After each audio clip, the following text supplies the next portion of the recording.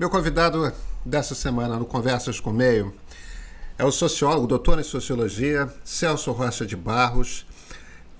Todo mundo, quem frequenta o Twitter o conhece, ele é extremamente agitado lá como NPTO. É uma referência a um blog que ele tinha no tempo dos blogs. Ele é também colunista da Folha de São Paulo, um dos colunistas mais influentes no Brasil.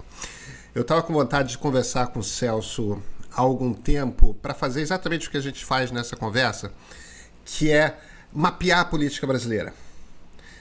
Como é que está a esquerda, como é que são os jogos que estão acontecendo entre políticos na esquerda, como é que está a direita, quais são os jogos ali, o que é o centro, quais são as conversas possíveis entre centro e direita, entre centro e esquerda, como é que esse mapa está olhando, evidentemente, para a eleição desse ano, mas principalmente olhando para as eleições de 2022.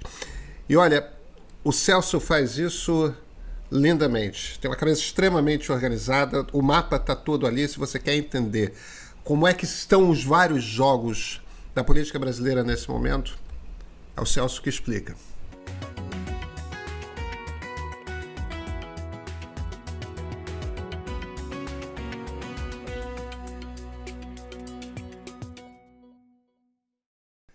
Celso Rocha de Barros, muito obrigado por ter aceito o convite para a conversa. Puxa, eu que agradeço. Grande prazer, grande honra estar aqui falando com você. Pois é, sabe, Celso, eu sou seu leitor há tempo suficiente para saber que seu handle de Twitter, o NPTO, vem de um blog chamado Na Prática Teoria Outra, sabe? Exatamente, exatamente. Entendeu? Tem gente que fica pensando se é o nome de um partido, de uma organização, alguma coisa. Né? Exatamente, é o velho blog. É. Pois é, Celso, eu quero puxar aqui seu olhar de sociólogo. E como é que você enxerga na estrutura de grupos, talvez grupos ideológicos ou partidos imaginários, como é que você enxerga hoje o governo, a coalizão que forma o governo Jair Bolsonaro? Como é que você divide os grupos que estão lá? Bom, uma coisa que a gente já viu é que a divisão não é completamente rígida, né? Assim, tem uma certa fluidez e umas certas áreas cinzentas entre as áreas. Bom, no momento, claramente, quem ganhou a predominância lá atualmente são os militares, né? O governo estava completamente. O presidente estava falando abertamente em autogolpe, então quem estava forte eram os olavistas, os radicais, mas são extremistas mesmo, no sentido técnico. Com o fracasso desse ato-golpe, pelo menos temporário, ficou claro que quem tem alguma capacidade de tocar mais ou menos o governo são os militares. Essa capacidade parece ser menor do que a gente pensava, mas ela é certamente superior à dos radicais, enfim. Um grupo que eu acho que me surpreende negativamente em termos de eficácia tem sido a equipe econômica. Porque havia muito uma discussão de que, bom, não, tudo bem, temos bons quadros na economia, mas que acabam sendo ofuscados pelos malucos da ideologia, do Olavo, essas coisas. E a verdade é que quando os olavistas saíram da frente, a equipe econômica também não conseguiu fazer grande coisa. O projeto de saneamento que passou no Congresso foi feito inteiramente dentro do Congresso, já estava rodando lá antes do governo Bolsonaro começar. E a reforma tributária que eles resolveram mandar agora, boa parte dos especialistas está dizendo que é ruim, né? E o problema não é só ser ruim, o problema é que tem uma no Congresso já rolando há algum tempo, que foi formulada pelo economista Bernard Api, que os especialistas costumam dizer que é boa, entendeu? E que parece, inclusive, solucionar uns problemas de conflitos entre estados que já derrotaram o Temer, a Dilma, o Lula, o FHC, todo mundo, entendeu? E o API parece ter bolado uma transição qualquer lá para a reforma tributária que o pessoal acha que seria bom.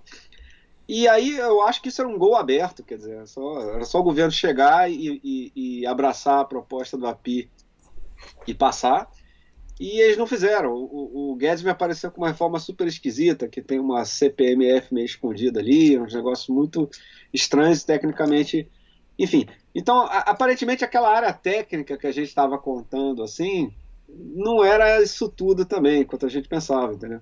É, não era verdade que eles só não estavam trabalhando bem porque tinha uns malucos do Olavo pulando na frente deles.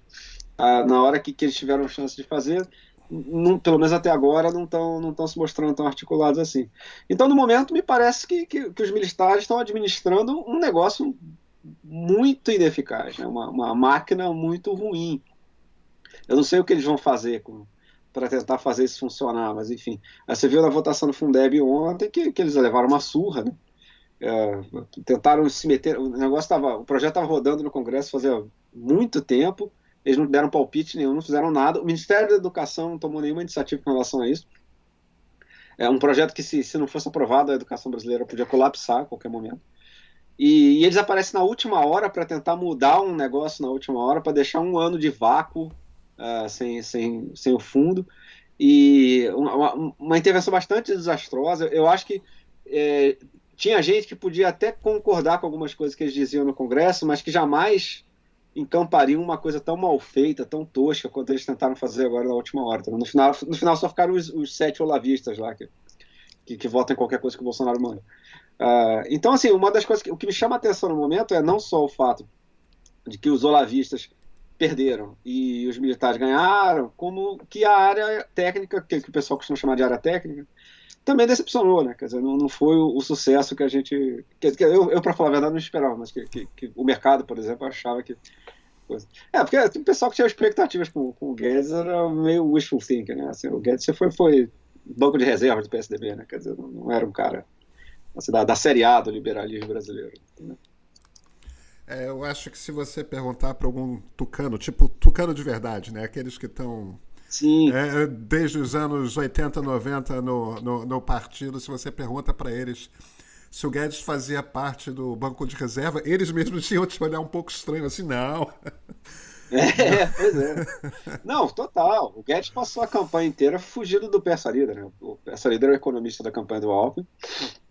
O Guedes não foi em nenhum debate, daqueles debates que tem de assessores econômicos, né? Isso. Ele não foi em nenhum que ele tivesse que debater com seus pares. Ele foi num da Globo News que era só ele e jornalistas, que, aliás, também tentou não ir, foi um negócio meio esquisito. Mas quando debater com seus pares, ele não foi nenhum, né? Então, assim, ele não era um cara que merecesse esse crédito todo. Assim. Ele, evidentemente, não é burro, quer dizer, Chicago não dá PhD para qualquer idiota que passa lá na porta. E, excepcionalmente, o doutorado dele parece ser verdadeiro. Então, assim, ele claramente tem alguma capacidade, enfim, mas é muito diferente você conseguir fazer um doutorado e você conseguir ser ministro da Fazenda. E esse tipo de competência não dá a impressão de que ele tem. Inclusive, uma coisa que ficou clara durante a campanha é que ele não era bem informado sobre os debates de política pública. Entendeu? Ele dava umas respostas meio de reflexo ideológico. Então, o que, é que você vai fazer? Sei lá, vou privatizar isso aí tudo, entendeu? Mas assim, se você pegar o cara que é privatista, mas que tem experiência de setor público, ele já está pensando o seguinte, eu vou privatizar, mas aí se eu privatizar eu vou ter que fazer um marco regulatório, então para fazer um marco regulatório eu vou ter que pensar um monte de coisa, entendeu?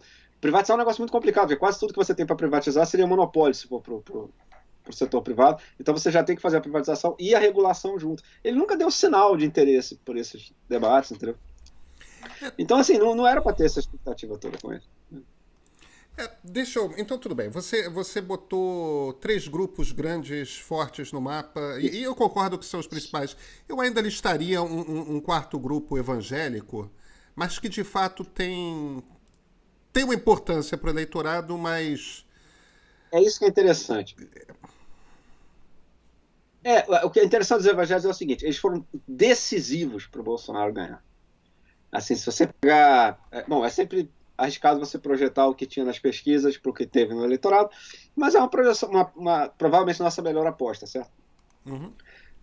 Se a diferença entre Bolsonaro e Haddad fosse entre os evangélicos o que foi a média, essa eleição teria sido equilibradíssima. Entendeu? Então, assim, eles foram decisivos para a vitória do Bolsonaro. É sempre bom lembrar que aquela arrancada que o Bolsonaro deu no final do primeiro turno corresponde mais ou menos ao momento em que o Edir Macedo e outros chefes de igreja que estavam com o Alckmin tinham dado um prazo para o Alckmin subir na pesquisa até uma certa sexta-feira lá. naquela sexta-feira o Alckmin saiu a pesquisa, o Alckmin estava no mesmo ponto, eles na hora abandonaram o Alckmin. E aí você começa a ver o Bolsonaro disparar no final. Então, não tem nenhum setor que tenha sido tão importante para o Bolsonaro vencer que seja tão subrepresentado no Ministério. Os evangélicos não ganharam nenhum filé, assim, não ganharam nenhum dos ministérios que todo mundo quer, sabe? Seja porque eles poderiam exercer influência ideológica, como na educação, enfim, uma coisa dessas, seja porque são os departamentos com mais, os ministérios com mais verbas, né, de infraestrutura, enfim, aquelas. Eles não ganharam nada disso. E eu imagino até que eles estejam insatisfeitos, porque se você comparar a influência que eles tiveram na vitória do Bolsonaro com a influência dos olavistas, por exemplo, ninguém votou no Bolsonaro por causa do Olavo, certo? Mas uma massa de milhões e milhões de brasileiros votou por causa dos evangélicos, dos pastores. Então, a verdade é que esse governo subrepresentou os evangélicos desde o começo. Se você pensar em termos da base que eles têm. Né? Aquele ministério da Damares não é um ministério que tradicionalmente, em negociações, valha muito. Né? Assim, não é um ministério que você dá para o seu principal aliado. Entendeu? Pois é, deixa eu. Vamos pegar então agora a sua divisão do governo. Eu concordo que a estrutura de poder do governo são esses três grupos. Eu estou começando a ficar confortável em usar o termo neoliberal para me referir Sim. Bem, que eu não gosto dele, mas... Foi meio avacalhado o termo, né? Foi meio avacalhado. Mas, de fato, existe essa coisa aí, conservador Explica nos costumes e ultraliberal economicamente, né? Aquela coisa quase Ayn Rand, né? Isso, pois é. Então, tem esse grupo neoliberal, tem o grupo dos militares, que tem uma importância grande dentro da burocracia, primeiro e segundo escalões, né? E tem o grupo dos olavistas.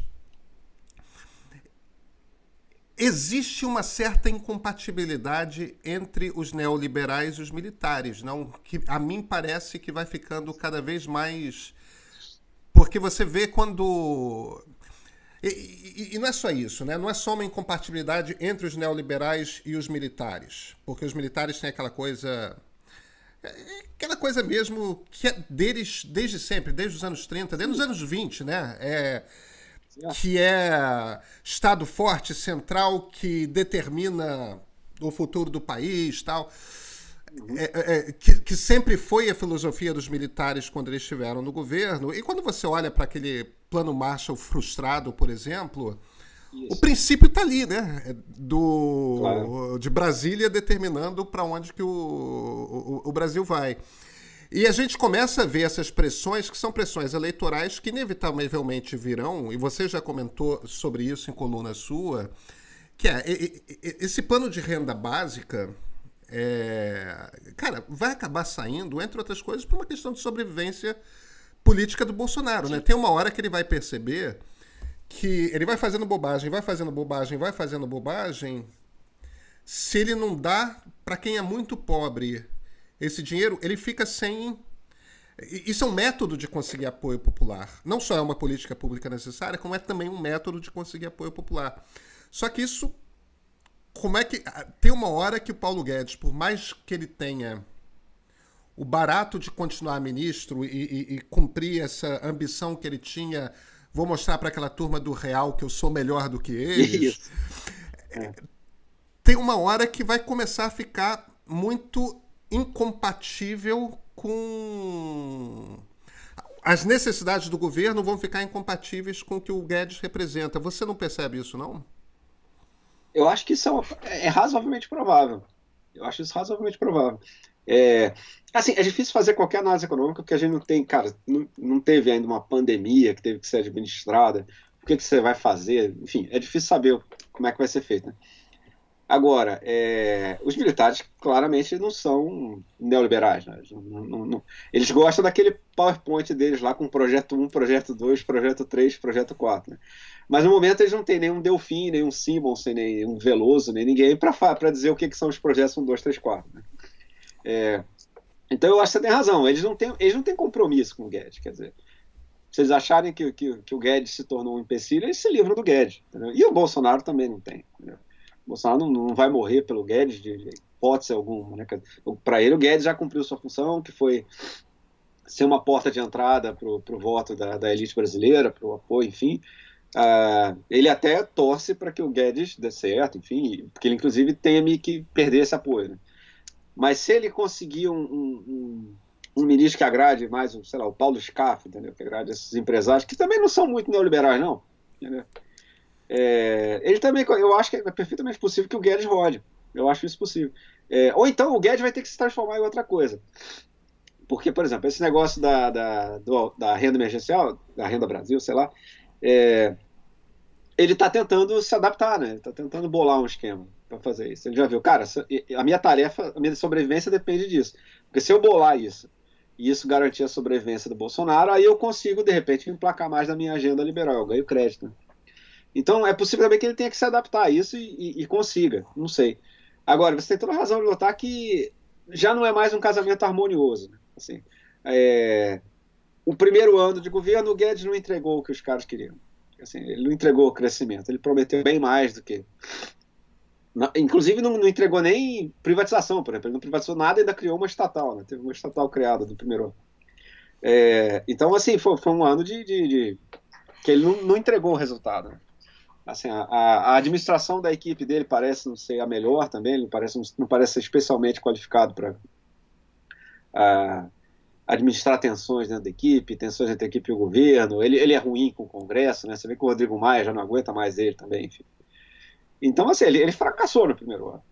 No segundo ano, ele vai poder dizer que foi a pandemia, né? Que a gente sabe que não é exatamente isso, porque já tem o relatório da FGV lá dizendo que antes da pandemia o Brasil já vinha meio mal. Então, assim, eu acho que o Guedes não tá muito forte, não, cara. Eu acho que essa tensão que você falou pode explodir mesmo. Pode chegar num ponto em que ele caia, entendeu? Eu acho isso um cenário. Não acho cenário impossível, não. E mais, os olavistas também não são muito apaixonados por ele. Pelo Chicago Guy, como diz o Steve Bannon, entendeu? Então, assim, ele é um cara que está lá por resultado.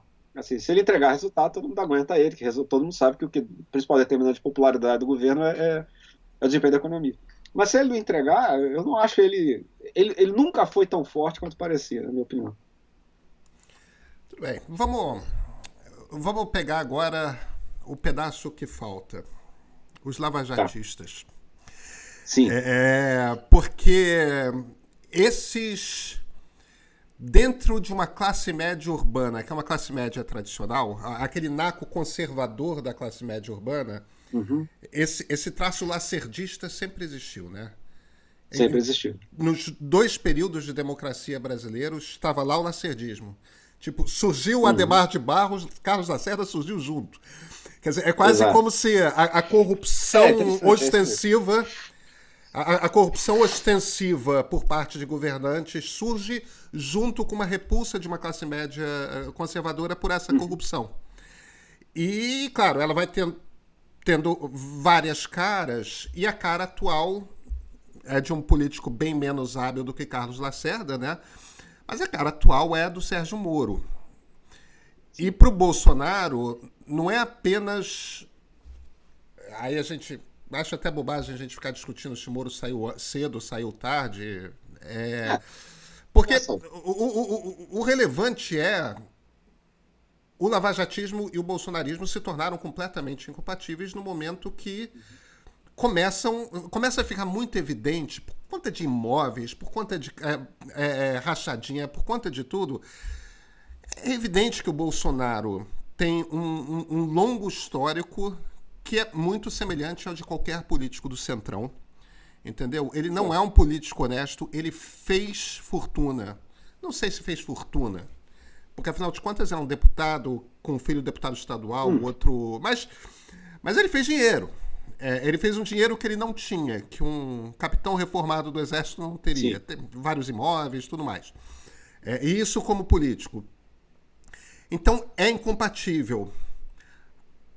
Como é que você vê esse desenho, olhando já, começando a olhar em direção a 2022? Porque outros grupos da direita se desgarraram, né? Tipo o MBL, que é muito próximo do Uhum. lavajatismo. Né? Sim. Você vê um veículo de comunicação, de imprensa que é muito, que levanta muito a bandeira do lavajatismo, que é a dobradinha ali antagonista e Cruzoé. São críticos do Isso. governo desde o primeiro momento. Uhum. Então, você tem esse desenho das lideranças lavajatistas, desse espírito lacerdista, já completamente desembarcados do governo. Uns jamais embarcaram, e o pedaço que embarcou já desembarcou. Você acha que esse grupo tende a ser um grupo relevante politicamente a ponto de poder fazer diferença na eleição de 2022? Então, isso agora é difícil dizer, porque a impressão que se tem, mas a gente precisa de uma eleição para testar isso, é que o lavajatismo perdeu força mesmo. Assim, em 2018, ele era a principal força política do Brasil. Assim, em 2018, se o Moro fosse candidato a presidente, todo mundo que não votasse no Lula votaria no Moro. Os caras eram... O Moro era a figura mais influente do Brasil. O Bolsonaro não teria sido eleito se ele não tivesse conseguido encarnar por uma série de acasos e tragédias, e, enfim, esse espírito da época. Né? Agora, o Moro cometeu um erro político dramático, que foi se juntar ao governo Bolsonaro. Entendeu? E são aqueles erros assim para botar em livro. Né? E isso desgastou, quer dizer, primeiro, você vê, por exemplo, a imprensa em geral apoiava a Lava Jato bastante. À medida que o Moro vai ficando no governo Bolsonaro, enquanto o governo Bolsonaro usa verbas publicitárias para punir a imprensa que ele não gosta, enquanto ele agride jornalistas, ele faz campanhas de assassinato de reputação contra jornalistas, etc., e o Moro fica quieto, essa simpatia arrefece. Assim, não tem como se ter a mesma simpatia pelo cara que está lá do lado do fascista que está querendo enfim, mandar as pessoas bater em você, enfim. Segundo, pode parecer que não, mas havia uma corrente, enfim, que era uma mentalidade um pouco... A turma da Marina Silva, enfim, o pessoal do Randolph, um pessoal que era um pouco mais à esquerda e que também era bastante lavajatista. Esse pessoal abandonou na hora que o Moro vai para o Bolsonaro. Então eu acho que talvez até esse universo lavajatista tenha entrado um pouco em crise interna, até de saber o que ele é, entendeu? Antes ele era uma perspectiva meio centrista e bastante enfática nessa coisa de combate à corrupção, inclusive com excessos, e a gente sabe que teve um monte de erro, enfim. Mas eu não sei nem se ele ainda persiste com a mesma consistência enquanto universo ideológico que ele tinha em 2018. O que me parece claro é assim, é óbvio que a bandeira anticorrupção não morreu. Assim, a gente está testemunhando um acordão muito cara de pau para livrar o Bolsonaro. Assim, você teve essas decisões da STJ. E é possível que haja uma reação contra isso. De modo que eu não descarto que o lavajatismo seja uma força em 2022, não. Mas também é possível que ele tenha cumprido seu ciclo, que ele tenha perdido a chance de se institucionalizar, meio como 2013. Sabe? 2013 foi uma explosão, assim, que até hoje em dia é difícil da gente lembrar do que foi, mas foi um negócio que não conseguiu arranjar uma expressão institucional. Teve eleição presidencial no ano seguinte e não teve uma manifestação política em 2013, não teve um candidato em 2013. Então pode acontecer isso com o lavajatismo, ele pode deixar de ter uma expressão política, uma coisa dessa. O que eu, por exemplo, achava que dos 30% do Bolsonaro, mais gente era lavajatista puro, entendeu? E aparentemente eu errei, porque a popularidade dele caiu, mas aparentemente boa parte do lavajatismo já tinha largado ele antes do Moro sair. Porque o Bolsonaro já tinha perdido muita popularidade no primeiro ano do governo. Então, aparentemente, boa parte daqueles lavajatistas mais puros, etc., tinha ido embora já no começo. Eu não sei, do jeito que o vento está soprando no momento, eu acho que o lavajatismo deu uma enfraquecida. Agora, se um Sérgio Moro da vida consegue se lançar candidato e montar uma aliança que entusiasme, como se disse, a classe média, a imprensa, os setores do mercado, etc., aí pode ser que tudo mude, certo? Em especial se tiver uma candidatura de esquerda que pareça antipática a essa turma toda. Talvez ele seja, enfim, a segunda opção mais viável ali. Mas não tem a menor dúvida que hoje ele vai ter que brigar bastante para ganhar uma eleição, se ele for candidato. Em 2018 ele se inscreveria e daria uma faixa para ele, porque ninguém mais teria qualquer chance de ganhar de um cara desse. Então vamos para a esquerda. Vamos embora. Eu queria começar Eu queria começar pelo PT. Uhum. O, o PT continua sendo o mais importante partido de esquerda do Brasil. Eu não Sim, diria que é o único partido estruturado, porque o PSDB, apesar de ter sim, apanhado sem muito, dúvida, segue sendo sem um dúvida. partido com estrutura, com quadros, orgânico, né? Isso, Agora, o PT é uma força política, segue sendo uma força política sem dúvida. da maior importância. É, Agora, é um partido que passou a década de 1980 a 1990 com o discurso anticorrupção, Exatamente, acusando todo mundo exato, de ser corrupto. claro, E é claro que é possível bater de frente e questionar a prisão do Lula a partir do momento que, por conta do Intercept, por conta da Vaza Jato, a gente tem sim, consciência de que, de que o Moro ajudou os procuradores. isso, Não pode. não Jogou pode fora fazer das isso, regras. exato, Jogou fora das regras. exato, Agora, ainda assim, não dá para pagar o fato de que o PT foi barbaramente corrupto hum, dentro do governo. Então você ainda parece que temos, pelas pistas que a gente tem nas pesquisas, ainda parece que temos uma situação na qual o PT é muito forte, porém não é forte, é forte o suficiente para chegar ao segundo turno e não é forte o suficiente para levar no segundo turno. hum, Então o PT se torna aquela força que garante livre acesso a quem chegar ao segundo turno à presidência da hum, República. E parece que está extremamente disposto a continuar fazendo esse jogo, o que deixa todo mundo que não é petista e não é bolsonarista é. alucinado. É, Não, como, entendo, é. como é que você vê o PT? Você acha que internamente, que dentro de uma lógica petista, a estratégia que eles estão fazendo faz sentido para o futuro do partido? Como é que você vê esse jogo todo? Uhum. Bom, eu pessoalmente acho uma coisa. Eu acho que quando a Dilma caiu, eu acho que o PT se preparou para um longo inverno. Entendeu? Eles pensaram assim, bom, a gente ficou no poder 13 anos, caiu tal, caiu. A crise final do petismo foi muito feia, né? Teve crise econômica, teve escândalo de corrupção, teve. Então eles se prepararam para, bom, a gente vai ficar na oposição um tempão. Então a gente vai adotar uma estratégia para se consolidar como oposição. Então eles já adotaram um discurso completamente anti-reforma, e pararam um pouco de pensar como governo. Falaram assim, olha só, tiraram a gente do governo, a gente vai voltar a pensar como oposição. O que não é completamente fora de propósito. Assim, é mais ou menos assim o que você espera que aconteça. Né? Só que o que eu acho que ninguém esperava é que o Temer fosse dar tão errado, eu acho. Entendeu? Assim, ninguém contava que o Temer ia chegar em 2018 com 7% de popularidade e ia afundar todo mundo da centro-direita, enfim. Tal. E aí, se não tivesse o Bolsonaro no quadro brasileiro, essa estratégia do PT seria mais ou menos, eu acho que de livro-texto. Eles caíram, eles viram que eles estavam nessa situação que você falou, a gente tem 30%, mas não consegue subir. Vamos segurar nossos 30%, que uma hora a gente consegue, de repente a gente consegue se reformular e ganhar.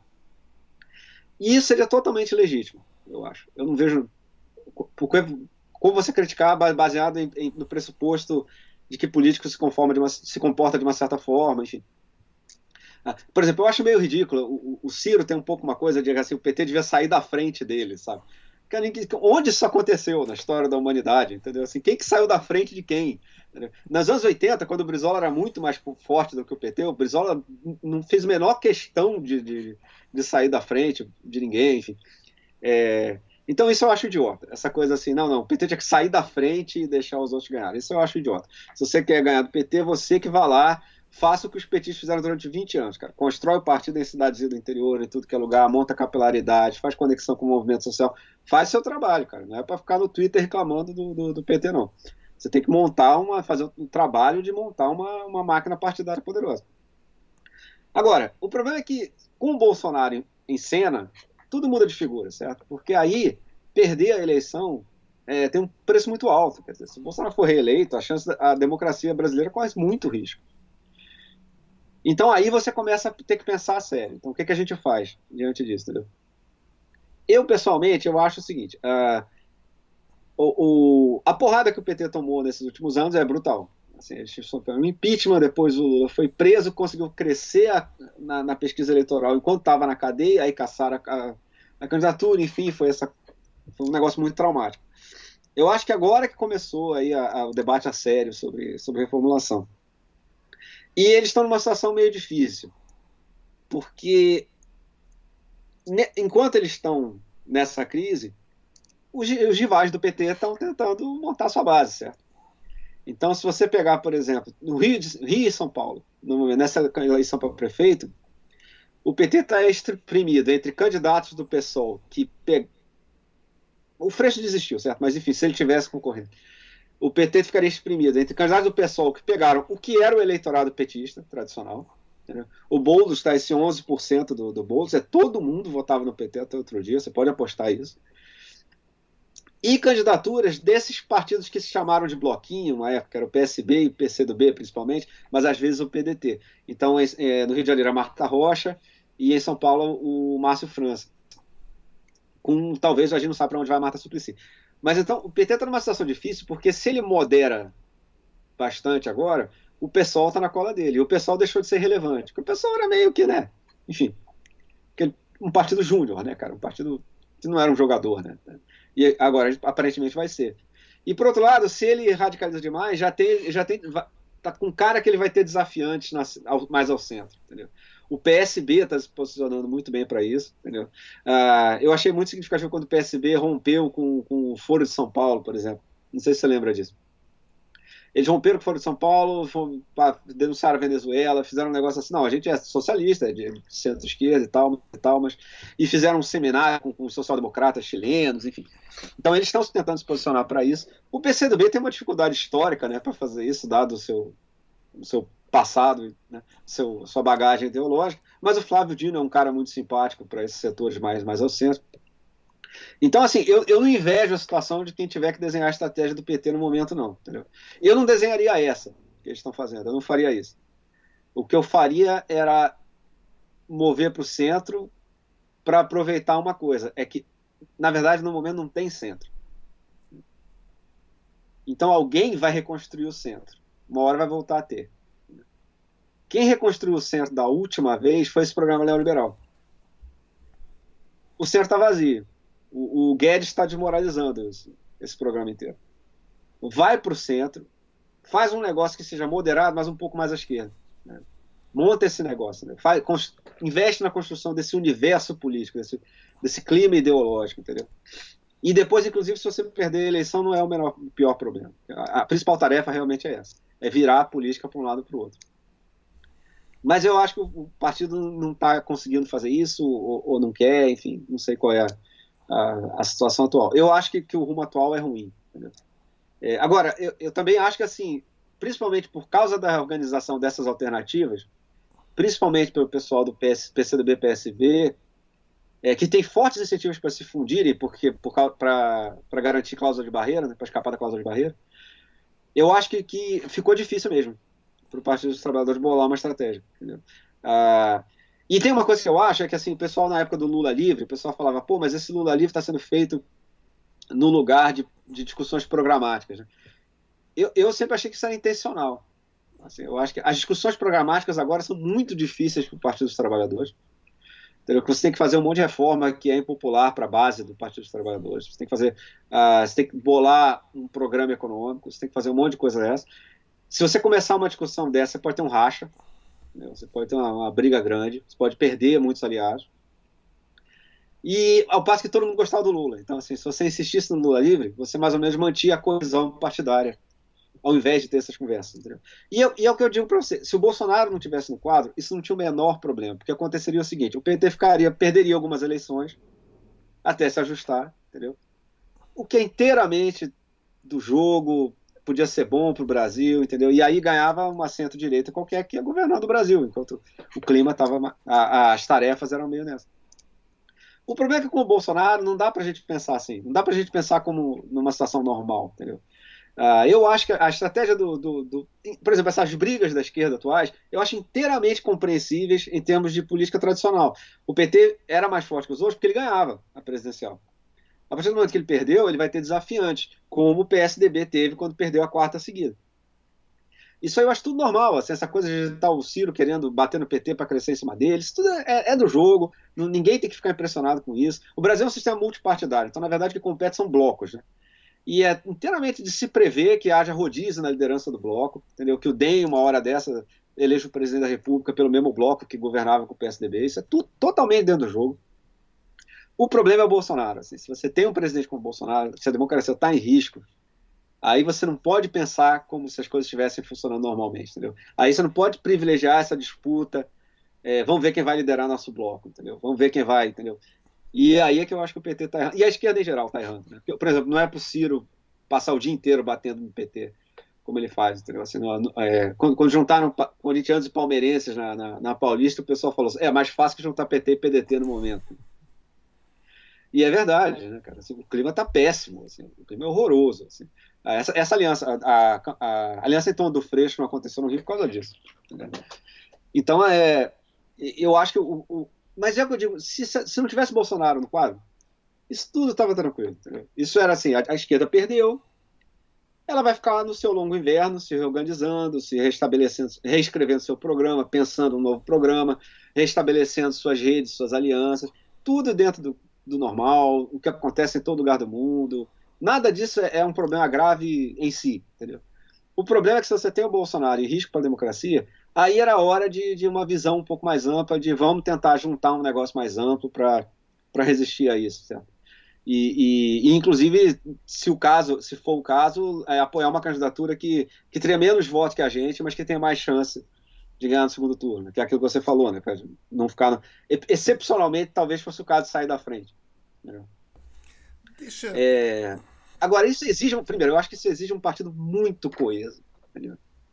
Por exemplo, eu não acho por acaso que quem está indo mais para frente, está pensando em termos frentistas com mais eficiência, seja o PCdoB. Entendeu? Porque é essa hora que você precisava de uma máquina leninista mesmo, cara. Você precisa de um partido que, se a direção do partido fizer um diagnóstico, chegar a uma certa conclusão, vai todo mundo. Entendeu? O PT, ao contrário do que o pessoal pensa, nunca foi isso, né? Então, assim, ele é um partido mais coeso que os outros, mas ele não chega a esse nível de... Se agora a direção chegasse, a gente vai fazer uma aliança com o PSDB, entendeu? Tá o Bolsonaro, não vai todo mundo, não. Entendeu? Tem um racha grande, eu acho. Então, esse movimento se a gente vê que o Bolsonaro realmente chega forte em 2022, a gente passa à frente para um outro cara, que, aliás, também tem um outro problema. Quem é o cara? Não sei quem é o cara. Entendeu? Quem que seria esse candidato que teria... Por exemplo, eu não sei se o Ciro é isso, não. Ele acha que mas eu não tenho certeza, não. E aí, tudo bem, a gente faz isso. Desculpa te interromper, que eu quero... Claro. Você me deu um cavalo de pau aqui, porque eu tinha uma sequência lógica na qual eu queria entrar no PDT, mas você falou de frente e antes de voltar para o PDT, e eu queria conversar um pouco com você sobre o PDT, porque com 10 a 15% eu acho esse retorno do trabalhismo muito interessante. Interessante. Mas outro grupo que está no mundo procurando... Eu tenho uma impressão de que aquela terceira via que foi consolidada nos anos 90, que é um social-liberalismo, né? Em essência, né? Que é o Partido Democrata Americano deixou os social-democratas de um lado, deixou os social-democratas de um lado e acendeu uma turma social-liberal, assim como no Partido Trabalhista Britânico.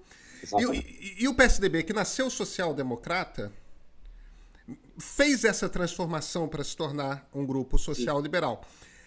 É claro que, se você olha hoje, é evidente que a principal liderança do PSDB hoje é o João Dória, e o João Dória não é um social-liberal.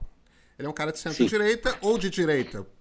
Não precisamos debater onde posicionar ele, mas ele não é um cara que está entre o centro e a centro-esquerda. Não é o Tony Blair. Não, não é. Nem o Bill Exato. Clinton, nem o Barack Obama. Exato. Uhum. Ele é Claro. outra coisa. Muito menos Fernando Henrique mesmo, né? Sim, sim. Agora, é, é muito interessante porque a equipe econômica do Plano Real, ela acompanhou essa ida.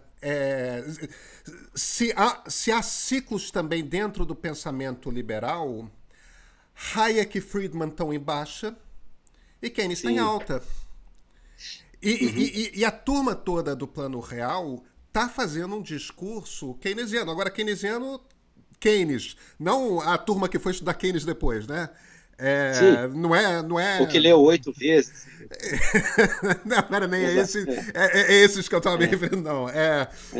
Tipo, não é uma leitura que a esquerda fez de Keynes, mas era o Keynes liberal ali, do Uhum. Roosevelt, do New Deal, tudo mais. Quer dizer, você pega Armínio Fraga, André Lara, cara, estão todos com discurso social Sim. liberal, com discurso keynesiano. Quer dizer, e isso aponta para um centro claro, para uma proposta que não é de direita. A gente Uhum. pode discutir se é de centro-esquerda ou de centro, mas não é uma proposta de direita. É uma proposta que está. É uma visão econômica que está preocupada com desigualdade e que considera a desigualdade a grande coisa que tem que ser combatida. É uma visão econômica que está preocupada com mudanças climáticas no mundo e que, portanto, está olhando para a mudança de base energética do mundo. Quer dizer, enfim, é um grupo que se modernizou. Eles não estão pensando as Sim. coisas que eles pensavam nos anos Não. 90. Enquanto Paulo Guedes continua pensando as coisas que ele pensava nos anos Isso. 70, É. esses sequer estão pensando as coisas que eles pensavam nos anos 90. Eles fizeram um caminho para o mundo. No fim das contas, o que eu estou tentando dizer não era hora de liberais de verdade, liberais políticos, e a esquerda conseguirem se sentar à mesa, porque me parece que há diálogo. Bom, essa é a minha proposta. Esse é o que eu proporia. Se os caras me entregassem a presidência do partido agora e falassem, resolve isso aí, entendeu? Eu faria um negócio desse. Agora, é difícil, porque tem pontos que também são.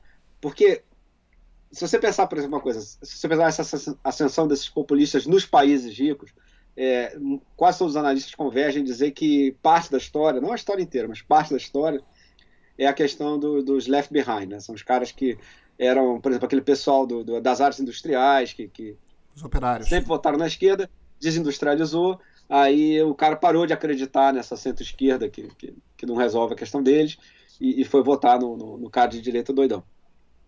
O Brexit teve muito isso, enfim. Ah, e eu acho que assim também tem que ter um programa para esses caras. Então, por exemplo, o PT no momento faz esse papel. Assim, o PT representando os sindicatos são setores mais organizados e eles não querem ser totalmente flexibilizados, eles não querem uma economia de Uber, eles não querem nada disso, porque ninguém até agora, pelo menos, bolou uma maneira de sindicalizar. Talvez bole, talvez aí muda tudo, entendeu? Mas não bolaram ainda. Então, eu acho que tem um lado também que, assim, por exemplo, se você chegar agora na esquerda e falar, olha, a gente vai sentar aqui, acho que hoje teve um debate, que era o Armínio, a Mônica De Bolle e a Laura Carvalho, não sei. Então, a gente pega os três, senta aqui e a gente faz um programa, entendeu? Teria várias coisas que eles teriam em comum. Agora, por exemplo, esses setores industriais, por exemplo, assim, aí eu não sei se eles acham que o Armínio tem resposta para eles, entendeu? Assim, porque mesmo que o Armínio bole assim, uma política compensatória bacana, com tributação sobre os ricos, aí você vai. Mas o que eles gostariam era de continuar trabalhando numa indústria, entendeu? Assim, eles não querem ganhar Bolsa Família, entendeu? Eles não querem dizer assim, não, mas vai ter uma renda básica para você, entendeu? O que o cara gostaria era de continuar com aquela. Então, ainda tem tensões de interesse que dificultam essa aproximação, entendeu? As tensões são reais. Assim. E os caras que estão nessa posição também têm direito de ter sua voz ouvida. Quer dizer, o cara que está lá trabalhando na indústria do ABC e outro dia fechou lá, acho que a Ford, não sei. Esse cara tem direito de reclamar da vida. Quer dizer, ele tinha um emprego estável como operário qualificado, enfim. Assim, ele tem o direito de estar meio revoltado enfim, e dar a sua opinião e ser levado em conta. não é fácil encaixar esse cara em nenhum dos programas atuais, entendeu? Que não seja o populista, nacionalista, enfim, então. E que também não sei se tem solução para isso não, mas pelo menos faz discurso para ele. Então, agora, eu concordo com você, assim, a gente provavelmente apoiaria um programa muito parecido, assim, se nós dois fôssemos sentar aqui para fazer. Mas e isso que você falou é real. Ó, a minha primeira coluna na Folha, em 2015, eu reclamava que os economistas ortodoxos não falavam muito de desigualdade. Entendeu? E quase todos eles desceram o pau. Né? Com uma exceção extremamente honrosa, que é o Samuel Pessoa, que na hora escreveu na revista da Fundação Getúlio Vargas, falando: é isso mesmo, eu acho isso também. Entendeu? Eu acho que a gente devia bolar o nosso programa de reformas liberais e meter lá uns impostos sobre lucros e dividendos, fazer umas coisas dessas. Entendeu? Que seja redistributivo. Tá? Mas isso era raro. Essa postura do Samuel não era comum, não. E eu vejo assim, a mudança de clima é total. Essa mudança de clima é total. Assim, o Armínio até foi cedo, mas tem os caras chegando agora na discussão, e graças a Deus estão chegando, acho ótimo, que realmente é o que você falou, o debate virou um pouco mais para a esquerda. Assim. Até porque, em parte, até eu me pergunto se a eleição do Bolsonaro não influenciou nisso. Né? Porque o cara também não quer ser... Assim, fazia diferença ser o Fernando Henrique, entendeu? O cara que aglutinava esses caras, assim, politicamente, entendeu? E eles não querem ser aglutinados pelo Bolsonaro. Entendeu? Então eu acho que eles também estão fazendo um pouco um gesto de pô, vamos conversar aqui, entendeu? Eu acho que tem que conversar, eu sou a favor dessa conversa.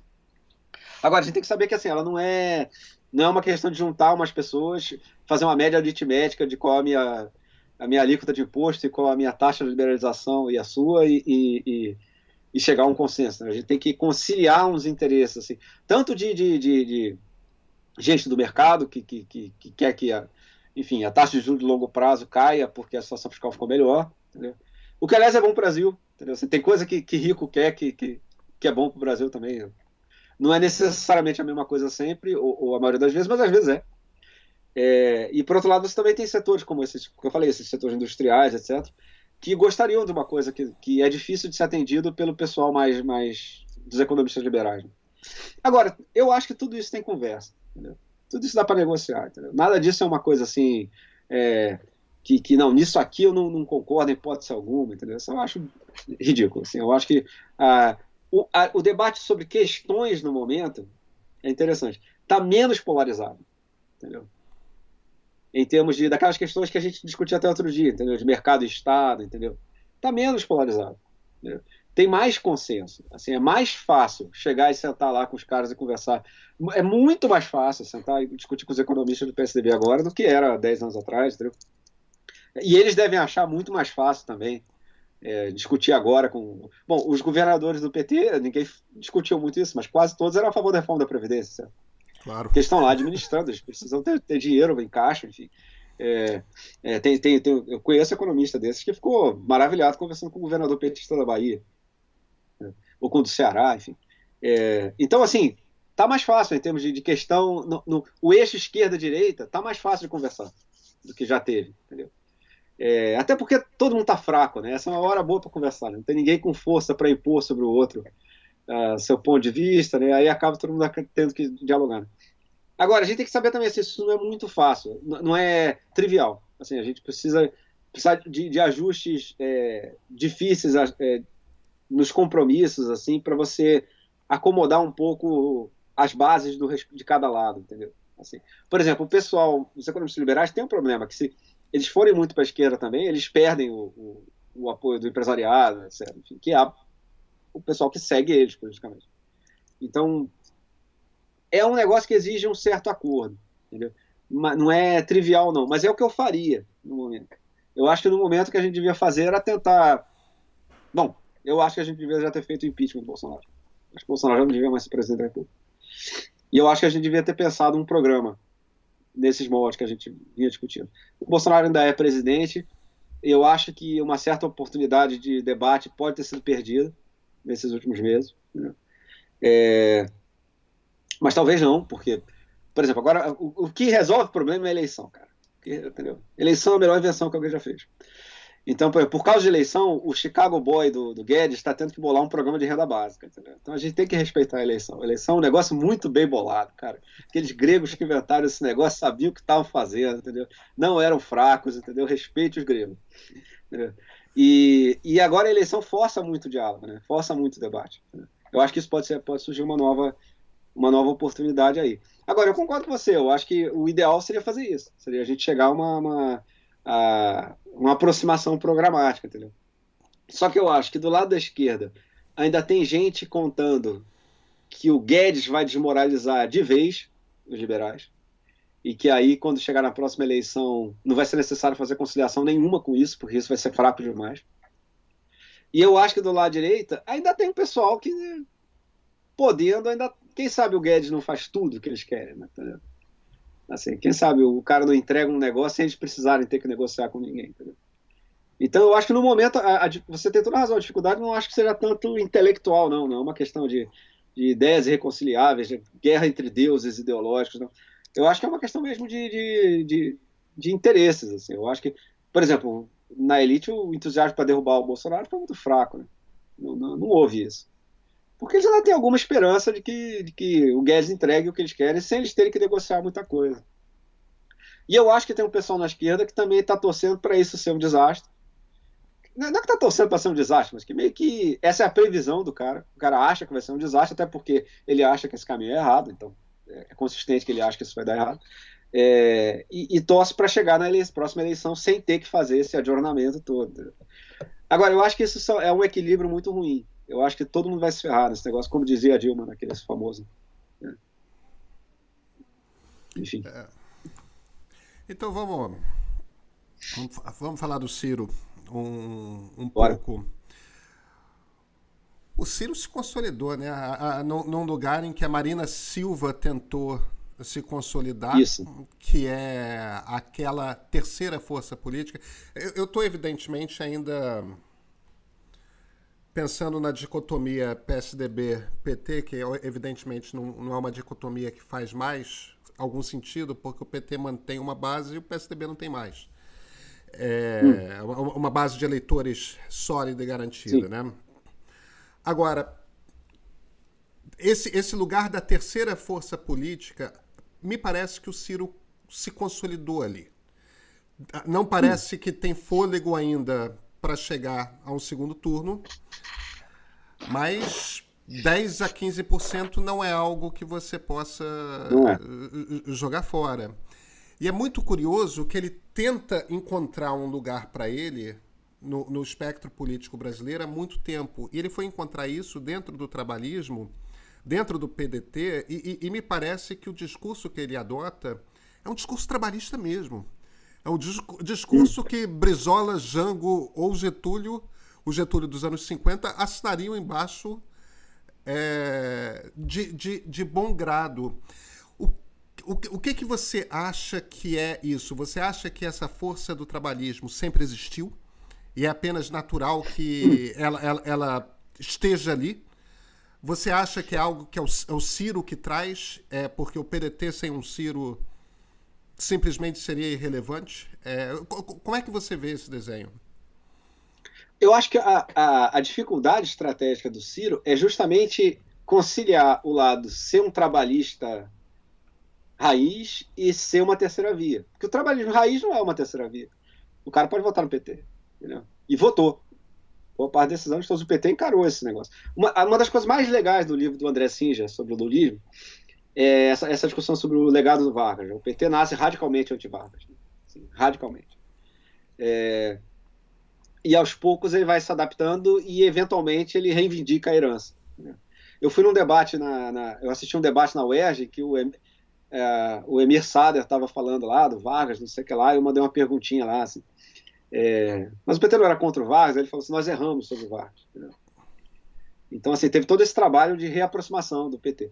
Então, se o Ciro quiser ser só um trabalhista raiz, ele vai ficar vai ficar atrás do PT mesmo. Pelo menos enquanto o PT não desmoronar. Porque o PT pode desmoronar também, isso tudo pode acontecer. Então, a estratégia de ser um trabalhista depende totalmente do PT errar. Assim, ele não consegue ganhar sendo o trabalhista 100% raiz, entendeu? Que foi o que deu errado para ele em 2018. Porque o que ele pensou? Ele pensou, Lula foi preso. Ele vai cair nas pesquisas. Quando ele cair nas pesquisas, eu vou estar bem aqui à esquerda para pegar os órfãos. Entendeu? Cara, e se você pensasse, na hora que o Lula foi preso, essa estratégia era bem pensada. Entendeu? Assim, sem saber do que aconteceu depois. Se você olhasse para ele está certo. Ele se posiciona mais à esquerda, por exemplo, do que a Marina, e pega os petistas que ficaram sem candidato. O que ninguém esperava, cara, que o Lula ia subir na pesquisa enquanto estivesse na cadeia, entendeu? E aí deu errado. Porque aí, nas últimas semanas, o que todo mundo estava procurando era uma terceira via mesmo, entendeu?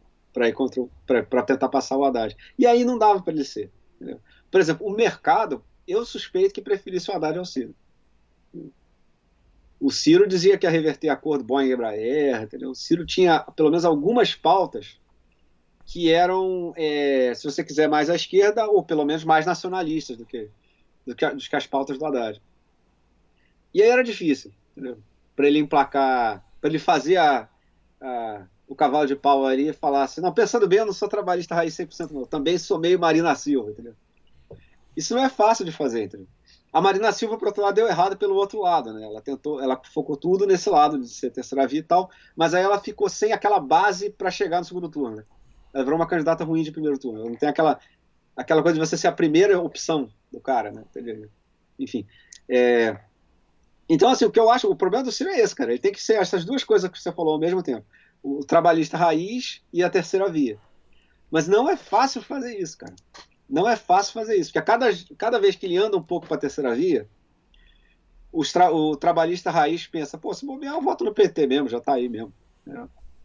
E cada vez que ele fecha muito com o trabalhismo, o cara terceira via pensa assim, bom, não sei, vamos ver se não tem um Luciano Huck, vamos ver se não tem. Entendeu? Então, assim, ele vai precisar fazer uma elaboração programática mesmo, entendeu? Inovadora, se ele quiser insistir nisso. Ou ele pode contar que o PT vai colapsar. Entendeu? Porque aí se o PT colapsar, o caminho fica mais aberto para ele mesmo. Entendeu? Aí ele vai e fala, bom, o pessoal do PT pode não gostar de mim, porque eu fui para Paris, etc., mas se for eu e o Bolsonaro, é absolutamente certo que 100% dos petistas vão votar nele. Mas assim, o trabalho do Ciro, tanto que, cara, a impressão que dava, teve muita gente que achou que ele ia crescer no final da corrida, no final do primeiro turno, em 2018. Não cresceu nada. Assim, cresceu no Twitter, entendeu? Assim, uns amigos nossos, assim, tal. Mas assim, mas as pesquisas não deram crescimento nenhum. Porque aparentemente não é fácil, na realidade, conciliar o que o pessoal terceira via quer e o que o pessoal trabalhista raiz quer, entendeu? Cá entre nós, teve um troço que podia ter acontecido na política brasileira que teria sido muito relevante. E talvez volte com essa coisa do PSB, PCdoB e tal, que era o PSB nordestino. Era mais ou menos claro que uma hora o PT ia ter que ceder a liderança da esquerda para fazer um revezamento com o PSB nordestino. Entendeu? O PSB fez uma política de alianças muito inteligente para ir ganhando o governo do Nordeste. E, em especial naquele momento que eles tinham Ciro Gomes e Eduardo Campos no PSB, eu acho que eles estavam bem posicionados para isso. E muita gente acha que o Lula devia ter lançado ele já em 2010, né? Entendeu? Ou tentado em 2014, enfim. Esse processo ia resgatar, eu sei que você gosta de falar das tradições políticas brasileiras, um negócio que não aconteceu nos anos 70, que foi a aproximação do Brizola com o Arraes. Teve vários intermediários que tentaram fazer Brizola e Arraes acabaram no mesmo partido, mas os dois eram profundamente egocêntricos e narcisistas e não toparam nenhuma forma de diálogo. Enfim. Esse PSB nordestino estava com um cara que podia chegar nesse ponto. Né? E eu acho que aí seria um sócio de igual para igual com o PT, na gestão da esquerda brasileira. Né? Quando morreu o Eduardo Campos, isso talvez tenha sido... Isso para a gente ver como o acaso às vezes interfere, né? Talvez tenha bagunçado esse projeto, mas eu acho que se as coisas tivessem funcionado normalmente no Brasil nessa década, esse PSB do Eduardo Campos seria favorito numa eleição presidencial, eventualmente. E o PT ia ter que apoiar, ia ter que entubar, não ia ter jeito. E isso pode ainda acontecer, eu acho. Pode, embora embora eu não consiga enxergar muito um nome, porque o Eduardo Campos tinha um perfil Não muito tem. especial. Tinha. Exato. Ele era Exato. muito. Que é um talento, né? Ser político é um talento. É um talento. Exato. Agora, O Lula cultivava ele como alternativa. Isso era bem claro, claro. claro, Assim, claro. ele deixava ele lá para. O Luiz Eduardo Magalhães, à direita, tinha Exato. isso. É uma situação parecida. É uma situação Pois é, parecida. pois é. Exatamente. Que o infarto E levou. também era inteiramente previsível que eventualmente o PFL tomasse a cabeça de chapa, enfim. Então, É isso, é isso. entendeu? Agora, eu achei muito, muito interessante você fazer esse comentário sobre o Brizola e Arraes, porque o Brizola e o Arraes tinham dois políticos talentosíssimos, mas eles tinham essa coisa de, embora excepcionais estrategistas, tinha uma hora ali que eles não tinham uma frieza e o ego dominava. Enquanto que a gente estava falando de trabalhismo, de lacerdismo, tudo mais, essas tradições mais antigas que continuam presentes. Houve um momento em que JK, Jango e Lacerda se sentaram e fizeram um acordo, que é algo que o Brizola e o Arraes jamais foram capazes de fazer, embora se tivessem feito, provavelmente teriam sucedido o Figueiredo. Ou talvez possível. até antes. Porque ali não tinha uma esquerda sólida, né? Solidificada. Foi um processo, isso. Foi um processo de foi consolidaram-se vários núcleos, o núcleo que depois virou o PT, a esquerda do PMDB e o Brizola, em especial. Durante um certo tempo parecia que o Partido Comunista, inclusive, poderia voltar como força quando fosse legalizado. Tinha uma ala do PMDB que era o Partido Comunista. Alberto Goldman. Alberto Goldman era deputado do PMDB e era MR8. comunista. Exato, o MR8. Então, assim, demorou um tempão para esse negócio assentar e a gente ver quem é que ficou e quem ficou. E esse processo de quem ficou e quem ficou dependeu muito de crises, de acasos, de decisões políticas, enfim. Por exemplo, como você falou, o Brizola, por exemplo. Eu como carioca, eu acho difícil, quando eu vejo resultado de uma eleição no Rio, o PDT ficou em quinto, sei lá. Entendeu? É estranho, não. Entendeu? Porque eu cresci vendo o PDT como... Mas o motivo pelo qual eu fiz essa provocação o Lula, que é o único desses políticos... se bem que o Fernando Henrique é muito grande também. Mas é que o Lula tem uma coisa do carisma que o Fernando Henrique não tem. O Lula está mais para... Se mostra na velhice mais para Brizola e Arraes do que para Lacerda, Jango e JK, né? Ele não tem uma frieza. O problema do Lula... Não, o que eu acho do Lula que ficou difícil é o seguinte, durante alguns anos, uns 2 ou 3 anos, claramente o plano do establishment político brasileiro era destruir o Lula. Era o Lula acabar. Assim. Não é só o Lula ser preso, não, mas a ideia é que o Lula ia ser um cara irrelevante, que ia entrar para a história exclusivamente como um cara que teve petrolão, enfim. Teve todo um discurso em cima disso, enfim. E foi meio que para onde a coisa estava indo. E, de repente, o cara chega na eleição de 2018 com 38% preso. Entendeu? E aí é o seguinte, cara, teve uma declaração de guerra no meio desse caminho. Entendeu? Ou seja, não pode ignorar o fato que isso aconteceu. Entendeu?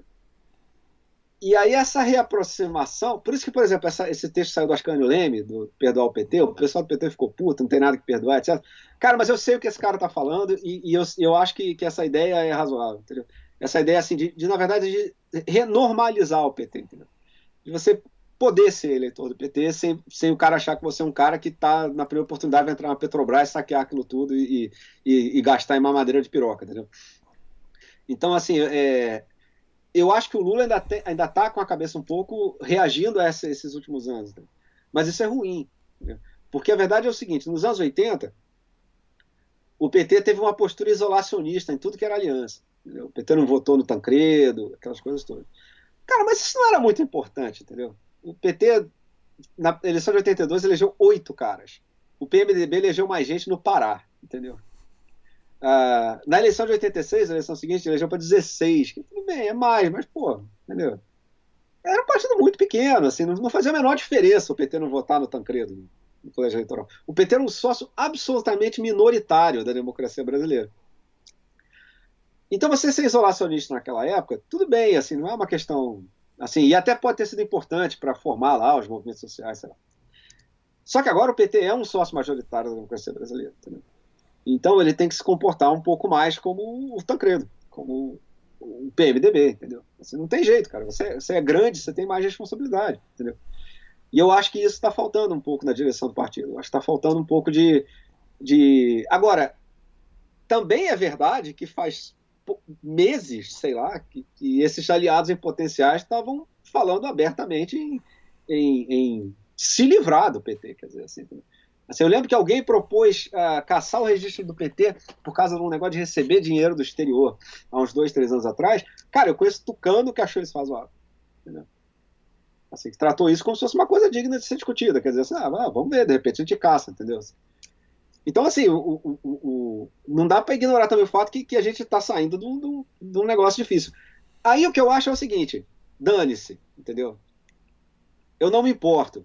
Eu não tenho interesse nenhum no sentimento dessas pessoas. Entendeu? Se elas ficarem chateadas porque tem que fazer aliança, eu não me importo com o bem-estar dessas pessoas. O que eu acho é que o emprego delas é ser político, e político tem que fazer a aliança. Entendeu? Agora, realmente não é fácil. Entendeu? Assim, a gente vai demorar um tempo para cicatrizar um pouco o que foi o conflito dos últimos anos. Né? Agora, é claro que eu estou totalmente de acordo com você que todas as partes envolvidas tinham que estar agindo mais rápido para acelerar esse processo. Né? Mas é o que eu digo, eu acho que tem gente interessada em manter a polarização dos dois lados. Entendeu? É claro que sim. Assim, eu ainda argumentaria que o Lacerda trabalhou para derrubar o Jango e foi mais grave. E, no entanto, o Jango sim, estava pois é, lá mas na... é porque. Mas eu acho que aí tem duas coisas. A frente única da ditadura, assim, os caras já tinham derrubado o troço, já era uma ditadura, estava todo mundo caçado. Quer dizer, aí realmente, né, o que você vai É fazer? verdade, é verdade. Exato. Então, no momento, ainda não é certo que a situação seja tão desesperadora. O que eu acho uma boa analogia é o direta já. E aí eu acho que é legal a gente também ir atrás do negócio. A direta já também não foi fácil de fazer, não. Porque hoje o pessoal acha que foi assim, pô, na hora que o Dan de Oliveira apresentou o negócio, todo mundo se juntou e falou, vamos lá. Pô, mas não foi mesmo, cara. Não foi mesmo. Entendeu? O presidente da OAB é que teve que fazer um trabalho de administração de egos sensacional. Eu me esqueci do nome dele agora. Fazer um trabalho de administração de egos sensacional. Dom Paulo teve que fazer um trabalho de aproximação de políticos. Teve toda uma articulação assim, de sociedade civil, de gente dentro do PMDB, de gente do PT, etc., para montar aquele palanque lá, cara. Porque aquilo quase não saiu. Aquilo não foi fácil de fazer, não. Entendeu? Inclusive os moderados do PMDB demoraram muito para chegar, né? Naquele negócio. Então, assim, essas frentes, como a atual, eu acho muito mais parecida com o Direta Já do que com a frente do Lacerda, do Juscelino Jango. E isso aí exige político, cara. Exige realmente habilidade de verdade. Existem uns caras bem bons. E isso talvez você tenha razão. Talvez no momento ninguém tenha se comportando a essa altura dessa tarefa, né? Enfim. No momento. Não tá tendo... Ninguém conseguiu montar esse palanque, né? Ninguém conseguiu fazer Talvez... Enfim, talvez seja um problema de liderança, né? Enfim, bom, a política brasileira passou por uma crise absurda recentemente, por causa da Lava Jato, né? Quer dizer, as grandes lideranças do PSDB esse mês foram todas denunciadas. Quer dizer, as lideranças do PT foram todas denunciadas em 2015. Então, também não é fácil aparecer uma liderança assim, não. Mas, de fato, que tem uma crise de liderança no Brasil, tem. Assim, cara, quando o país elege o Bolsonaro é porque as coisas vão muito mal, certo? Assim, quando alguém olha para o Bolsonaro e fala assim, é esse que eu vou, entendeu? É que realmente o negócio ficou muito feio. Agora, você tem toda razão, assim, eu acho que está faltando habilidade política e tal. Eu, se fosse o Lula, estaria topando essas frentes, estaria... Agora, tem uma coisa também, se ele entra, tem o pessoal que sai. Entendeu? E ele também tem que fazer a conta de se eu entrar e sair os caras, é bem ruim para mim, entendeu? Então, é um trabalho de bastidor que precisa de gente muito capaz para fazer isso. Né? E não são só os líderes que faltam, né? Eu já vou emendar na última pergunta, porque passamos aqui da marca da 1 hora. Mas não são só os grandes líderes, né? Os Tancredos, os Ulisses, Lacerdas, JK, Jangos, etc., que estão faltando. É também aquela turma que sempre existiu, que o Temer fez muito esse papel, né? Que é a dos articuladores de bastidores, né? Que são os caras que fazem as conversas, que fazem... O Rodrigo Maia, aliás, me parece que é um cara que está despontando como alguém que É faz quem estava isso. Fazendo. É quem está fazendo. É o papel do parlamentar mesmo, né? Não, o Rodrigo Maia é o político mais importante do Brasil, no momento. Eu também acho. Por causa disso. Porque é quem está fazendo esse negócio. Você pode não achar o melhor, assim, quer dizer, enfim, eu quero que esse cara seja meu líder, enfim, né? Não, mas é quem é que está fazendo trabalho de político. Assim, o trabalho de político é esse, eu acho que é o Rodrigo Maia. Agora, você pode ver a dificuldade que ele tem de segurar o Centrão quando o Bolsonaro saiu distribuindo dinheiro. Né? Sempre. Então, assim, a gente tem que lembrar que essa turma toda, que era o PMDB, que fazia essas acomodações e tal, era baseada, em boa parte, em corrupção, né, cara? Eram os caras que estavam ali sem fazer parte de nenhum dos lados, porque eles estavam ali para se vender para qualquer lado, né? Então, assim, isso foi meio abalado, né? Pela Lava Jato e tal. Então, que é o buraco que a Nova República não resolveu politicamente. E que a nossa esperança, pelo menos a minha esperança, é que assim, isso sumisse. Porque a graça seria se a política brasileira se reorganizasse com um bloco de esquerda e um bloco de direita disputando o centro. Entendeu? Sem esse PMDBismo do Marcos Nobre, entendeu? Sem esse negócio. A ideia seria, bom, teve isso porque a transição democrática foi assim.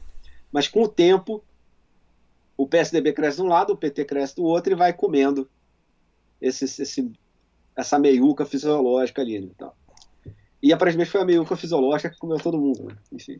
Não foi como a gente esperava. Né? Ou pelo menos na hora que explodiu, sobrou, é meio trágico, mas sobrou mais para o PT e para o PSDB, que elegiam presidentes e eram mais visíveis, né?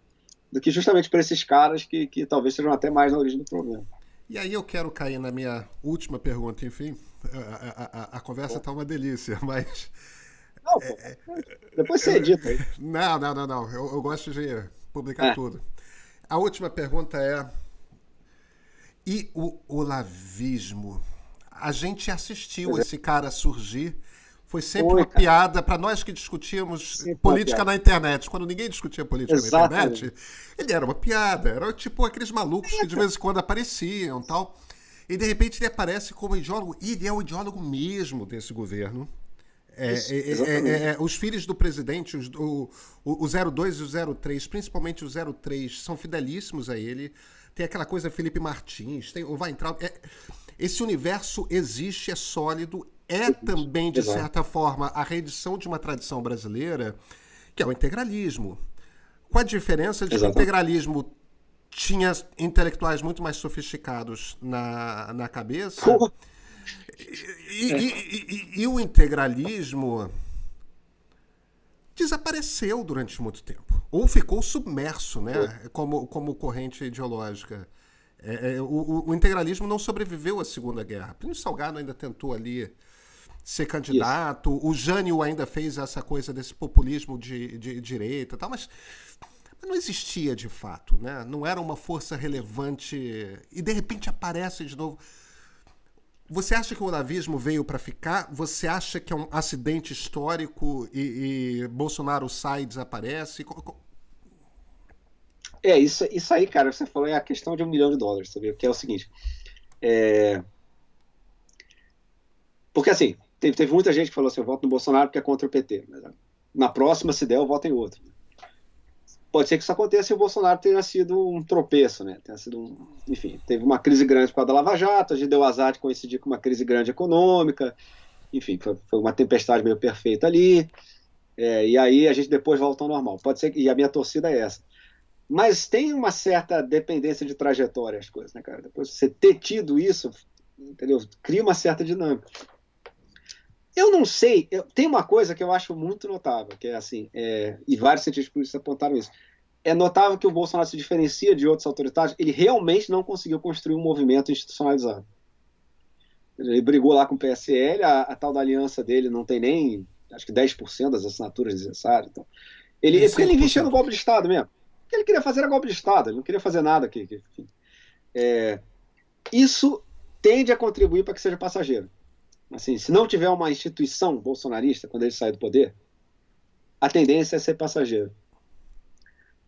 E algumas dessas ideias do Olavo, à medida que elas vieram à luz, elas foram francamente ridicularizadas e talvez até diminuam, talvez até percam influência por causa disso. Agora, é meio chocante o quanto que isso atraiu, por exemplo, dinheiro. Como teve empresário que bancou esses caras. Entendeu? Como teve políticos que se elegeram deputados, assim, deputados imensamente bem votados, assim. O Eduardo Bolsonaro, se não me engano, é o parlamentar mais votado da história. Com um discurso doidão desses, né, cara? Que como você falou, cara, eu me lembro, quando eu tinha blog, você tinha também. Olava assim, você tava meio sem assunto, você falava, deixa eu ver o que aquele idiota tá falando lá, entendeu? Pô, porque era um negócio, cara, ninguém levava a sério aquilo, cara. Era um negócio assim de alívio cômico, assim. Eu ouvia aquele podcast dele uma época pra rir, assim, falava, maluco lá, achava que o Obama nasceu no Quênia, não sei o que, tá. E o cara indica o chanceler, cara. O cara indica o ministro da Educação, cara. Entendeu? Indica 2 ministros da Educação. Então, realmente, é um buraco muito fundo.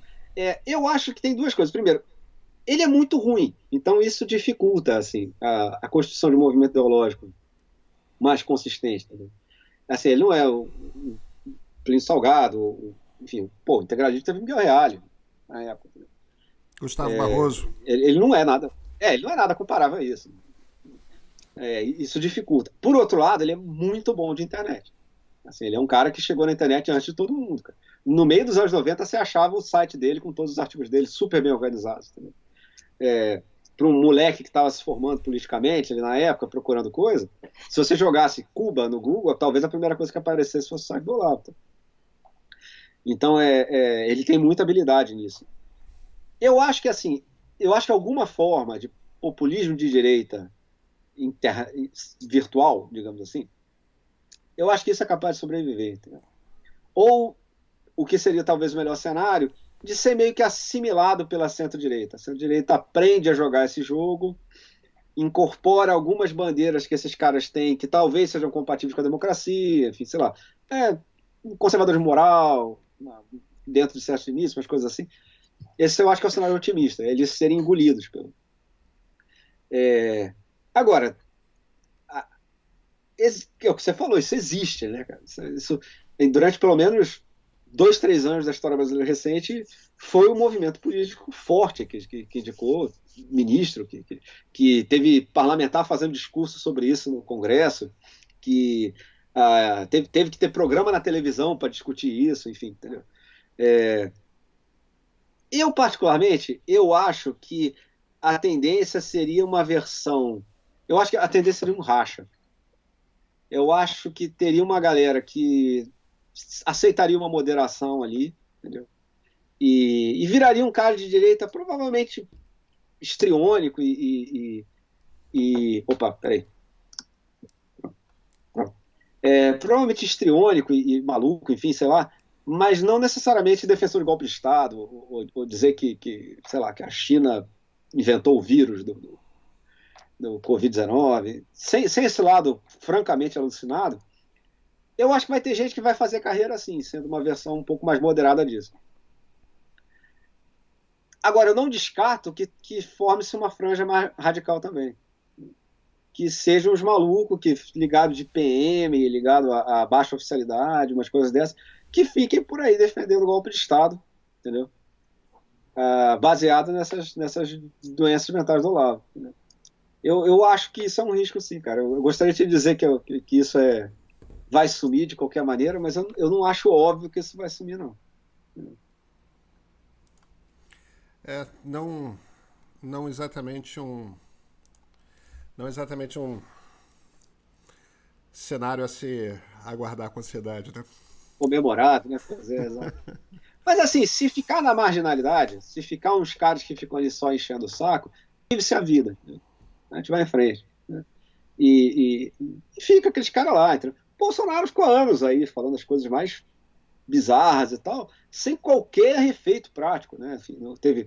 Enquanto ele estava lá falando aquelas atrocidades dele, teve plano real, teve um programa para o ensino básico, depois programa para o ensino médico, teve Bolsa Família, teve porra, controlaram a inflação, a dívida externa deixou de ser um problema, quer dizer, enquanto tinha um idiota ali falando umas babaquices lá no Congresso. Se a gente conseguisse simplesmente fazer com que isso voltasse a ser um nicho, voltasse a ser um bando de imbecis ali, digamos que em vez de um fosse 5, sei lá, dava para viver, entendeu? O país podia crescer esse negócio. O negócio a gente não pode deixar que isso seja politicamente relevante, né? A gente não pode deixar que isso indique ministro, que a política educacional seja determinada por esses caras. Meu Deus do céu, que a política externa, né, cara? Que sempre foi bastante blindado, pô, seja determinado por esses caras.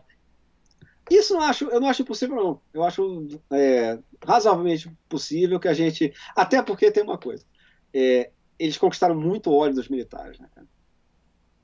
Eles conquistaram muito óleo dos militares. Eu tenho a impressão que se tivesse um golpe de Estado hoje, o Olavo era fuzilado antes de mim, cara. Eu assim, não sei, não. Porque aquele negócio dele ir pro YouTube, chamar os caras de filho da puta, chamar de sei lá, isso o pessoal não levou isso numa boa, não. Não, não. Celso Rocha de Barros, muito obrigado pela entrevista. Eu que agradeço você, Pedro. Estamos aqui à disposição. Qualquer coisa é só chamar. Valeu, cara.